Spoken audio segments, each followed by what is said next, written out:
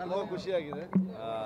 ನಾಡಿನ ಜನತೆ ಮತ್ತು ದೇಶದಾದ್ಯಂತ ತುಂಬ ಅದ್ಭುತವಾದಂಥ ಒಂದು ಯಶಸ್ಸನ್ನು ಕೊಟ್ಟಿದ್ದಾರೆ.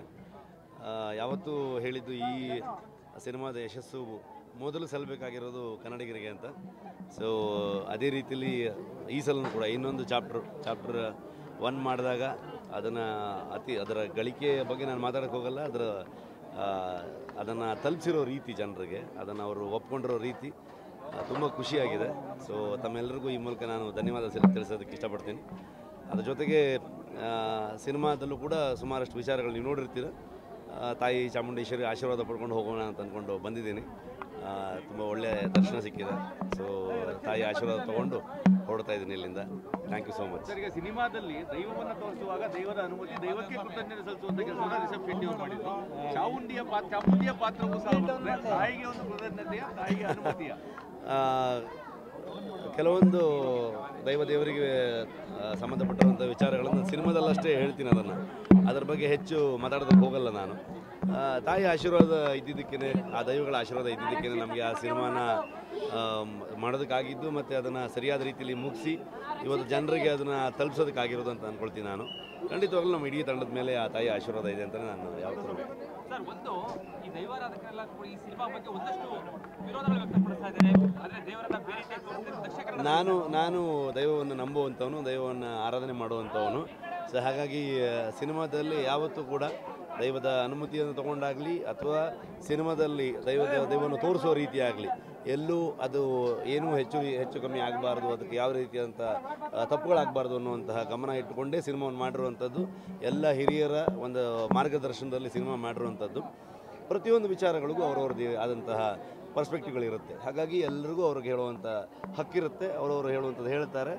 ನನಗೂ ಮತ್ತು ದೈವಕ್ಕೂ ಏನು ವಿಚಾರ ಇರುತ್ತೆ, ನಾನು ಯಾವ ರೀತಿಯಲ್ಲಿ ನಂಬ್ತೀನಿ, ಅದನ್ನು ಸಿನಿಮಾದಲ್ಲಿ ಯಾವ ರೀತಿಯಲ್ಲಿ ತರಬೇಕು ಅಂದ್ಕೊಂಡೆ ಅದನ್ನು.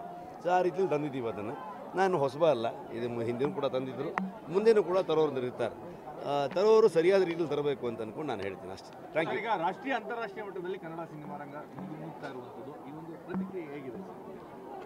ತುಂಬ ಖುಷಿಯಾಗುತ್ತೆ. ಇವತ್ತು ನಾನು ಕುಂದಾಪುರದ ಒಂದು ಕೆರಾಡಿ ಅನ್ನುವಂಥ ಒಂದು ಗ್ರಾಮದಿಂದ ಬಂದು ಒಂದು ಚಿತ್ರರಂಗದಲ್ಲಿ ಒಂದು ಅವಕಾಶಗಳನ್ನು ತಗೊಂಡು ಹಲವಾರು ವರ್ಷಗಳಲ್ಲಿ ಕೆಲಸ ಮಾಡಿ ಇವತ್ತು ನಾವು ಸಿನಿಮಾಗಳು ಮಾಡಿದಾಗ ಅದನ್ನು ಜನರಿಗೆ ರೀಚ್ ಆಗೋ ರೀತಿ ಮೊದಲು ತುಂಬ ಕಷ್ಟ ಆಗ್ತಾಯಿತ್ತು. ನಮಗೆ ಬರೀ ಕರ್ನಾಟಕಕ್ಕಷ್ಟೇ ಸೀಮಿತವಾಗಿದ್ವಿ ನಾವು.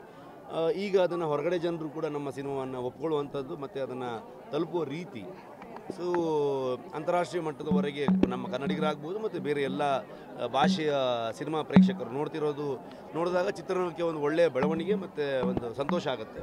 ನಮ್ಮ ಕೆಲಸವನ್ನು ಹೊರಗಡೆಯೂ ಕೂಡ ತುಂಬ ಜನ ಅಪ್ರಿಷಿಯೇಟ್ ಮಾಡ್ತಾರೆ ಅನ್ನೋಂಥದ್ದು ಅದೊಂದು ವಿಶೇಷವಾದ ಶಕ್ತಿ ಮತ್ತು ಚೈತನ್ಯ ಕೊಡುತ್ತೆ. ಇನ್ನೂ ಒಳ್ಳೆಯ ಕೆಲಸಗಳನ್ನ ಮಾಡೋಣ ಅನ್ನುವಂಥ ಒಂದು ನಿಟ್ಟಿನಲ್ಲಿ. ಪಾರ್ಟ್ 2 ತೋರಿಸಿದ್ರಿ, ವಾಟ್ ನೆಕ್ಸ್ಟ್? ಮತ್ತೆ ಇನ್ನೂ ಎಷ್ಟು ವರ್ಷ ಕಾಯಬೇಕು? ಅದ್ರ ಬಗ್ಗೆ ನಾನು ಈಗೇನು ಹೇಳಲ್ಲ. ಸೊ ಮುಂದಿನ ಚಿತ್ರ ಜೈ ಹನುಮಾನ್ ಮಾಡ್ತಾ ಇದ್ದೀನಿ. ಸೊ ಅದನ್ನಷ್ಟೇ ನಾನು ಹೇಳಬಲ್ಲೆ ಅಷ್ಟೇ. ತುಂಬ ಚೆನ್ನಾಗಿತ್ತು. ನಮಗೆ ಹೇಗೆ ಇಲ್ಲಿ ಅವ್ರ ಹತ್ರನೂ ಕೂಡ ಅದನ್ನೇ ಹೇಳಿದೆ ನಾನು. ನಮಗೆ ಹೇಗೆ ಇಲ್ಲಿ ಅಣ್ಣವರು ನಾವು ಅಷ್ಟು ಅವ್ರನ್ನ ಪ್ರೀತಿಯಿಂದ ನೋಡ್ತೀವಿ, ಅಭಿಮಾನದಿಂದ ನೋಡ್ತೀವಿ. ಸೊ ಹಿಂದಿ ಚಿತ್ರರಂಗ ಅಂದ ತಕ್ಷಣ ಅಲ್ಲಿ ಅಮಿತಾಬ್ ಬಚ್ಚನ್ ಅವ್ರನ್ನು ಕೂಡ ಅದೇ ರೀತಿಯಲ್ಲಿ ನೋಡುವಂಥದ್ದು. ಮತ್ತು ನಮಗೆ ಏನಂತಂದರೆ ಅಣ್ಣವರು ಮತ್ತು ಅವರು ತುಂಬ ಒಳ್ಳೆಯ ಸ್ನೇಹಿತರಾಗಿದ್ದರು. ಹಾಗಾಗಿ ಅದರ ಅನುಭವನೂ ಕೂಡ ಅವರು ಹಂಚಿಕೊಂಡಿದ್ರು. ಅಣ್ಣವರು ವಿಶೇಷ ಅವರ ಒಂದು ವ್ಯಕ್ತಿತ್ವದ ಬಗ್ಗೆ ಕೂಡ ತುಂಬ ಹೆಮ್ಮೆಯಿಂದ ಅವರು ಹಂಚಿಕೊಂಡಿರುವಂಥದ್ದು.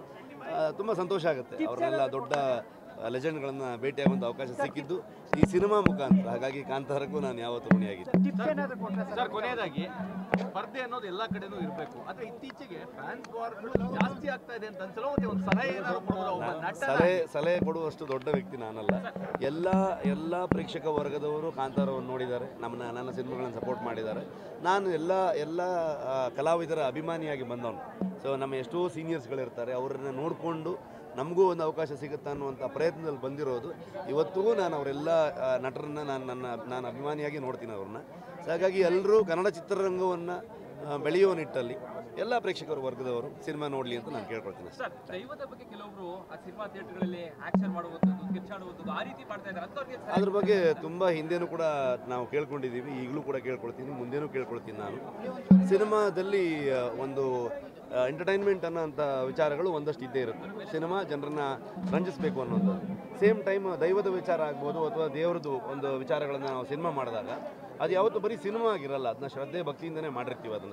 ಅದನ್ನು ಹೊರಗಡೆ ಬಂದಾಗ ಸಿನಿಮಾ ಪಾಪ್ಯುಲಾರಿಟಿ ನೋಡಿಕೊಂಡು ಕೆಲವೊಂದಷ್ಟು ಜನರು ಅದನ್ನು ಥಿಯೇಟ್ರಲ್ಲಿ ಆಗ್ಬೋದು ಹೊರಗಡೆ ಜಾಗದಲ್ಲಿ ಮಾಡಿದಾಗ ನಾನು ಕೂಡ ಅದರ ಒಂದು ಆರಾಧಕನಾಗಿ ನಂಬುವಂಥವನಾಗಿ ನಮಗೆ ಬೇಜಾರಾಗುತ್ತೆ. ಸಿನಿಮಾ ಮಾಡಬೇಕಾದ್ರೆ ಕಂಪ್ಲೀಟಾಗಿ ನಾವು ಅದಕ್ಕೆ ಶಿಸ್ತುಬದ್ಧವಾಗಿ ನಡ್ಕೊಂಡು ಹಿರಿಯರ ಮಾರ್ಗದರ್ಶನ ತೊಗೊಂಡು ಸಿನಿಮಾ ಮಾಡಿರ್ತೀವಿ. ಹಾಗಾಗಿ ನಾನು ಪ್ರತಿ ಅವಕಾಶವನ್ನು ಉಪಯೋಗಿಸ್ಕೊಂಡು ಕೇಳ್ತೀನಿ, ನಾನು ದಯವಿಟ್ಟು ಆ ಥರದಲ್ಲಿ ಮಾಡಬೇಡಿ. ನಂಬುವಂಥ ಎಲ್ಲ ಭಕ್ತರಿಗೆ ಅದನ್ನು ನಂಬುವಂಥ ಎಲ್ಲ ಆರಾಧನೆ ಮಾಡುವಂಥವ್ರಿಗೆ ಬೇಸರವನ್ನು ಉಂಟು ಮಾಡುತ್ತೆ. ಸೊ ಆ ಥರ ಮಾಡಬೇಡಿ ಅಂತ ಕೇಳ್ಕೊಳ್ತೀನಿ. ಹಾಕಿದ್ದು ಡಿಸ್ಕ್ಲೇಮರ್ ನಾನು ಪ್ರೊಡ್ಯೂಸರ್ ಹತ್ರ ಕೇಳೋ ಪ್ರಶ್ನೆ ನಾನು ಕೇಳ್ಬಿಟ್ರೆ ಹೇಗೆ ಇಷ್ಟು ಜನರು ಸಿನಿಮಾ ನೋಡಿದ್ದಾರೆ, ನಾನು ಅದಕ್ಕೆ ಭಾಳ ಖುಷಿಯಾಗಿದೆ. ನಮ್ಮ ಇಡೀ ತಂಡದ ಎಫರ್ಟನ್ನು ಮೆಚ್ಚಿದ್ದಾರೆ ಜನ. ಸೊ ಹಾಗಾಗಿ ಅದಕ್ಕೆ ನಾನು ಯಾವತ್ತೂ ಋಣಿಯಾಗಿದ್ದೀನಿ. ಈ ಲೆಕ್ಕಾಚಾರದ ವಿಚಾರದಲ್ಲಿ ನಾನಿಲ್ಲ. ಅದಕ್ಕೆ ನಾನು ಹೊಂಬಾಳೆಗೆ ಥ್ಯಾಂಕ್ಸ್ ಹೇಳೋಕ್ಕೆ ಇಷ್ಟಪಡ್ತೀನಿ. ವಿಜಯ್ ಕಿರ್ಗಂದೂರ್ ಅವರಂಥ ಒಂದು ಅದ್ಭುತ ನಿರ್ಮಾಪಕರು ಈ ಸಿನಿಮಾಗೆ ನಮಗೆ ಬೆನ್ನೆಲುಬಾಗಿ ನಿಂತಿರುವಂಥದ್ದು. ಕಾಂತಾರದ 2 ಭಾಗಕ್ಕೆ ಇವತ್ತು ದೇಶದ ಹೆಮ್ಮೆಯ ಒಂದು ನಿರ್ಮಾಣ ಸಂಸ್ಥೆ. ಸೊ ಅವರು ನಮ್ಮ ಜೊತೆಗೆ ನಿಂತು ಬರೀ ನಿರ್ಮಾಪಕರಲ್ಲದೆ ನಮ್ಮ ಜೊತೆಗೆ ಒಬ್ಬ ಸೋದರನಾಗಿ ದೊಡ್ಡ ಶಕ್ತಿಯಾಗಿ ನಮ್ಗೆ ಸಪೋರ್ಟ್ ಮಾಡಿದ್ದಾರೆ. ಹಾಗಾಗಿ ನಿಮ್ಮ ಮುಖಾಂತರ ಅವ್ರಿಗೂ ಥ್ಯಾಂಕ್ಸ್ ಹೇಳೋಕ್ಕೆ ಇಷ್ಟಪಡ್ತೀನಿ. Thank you so much.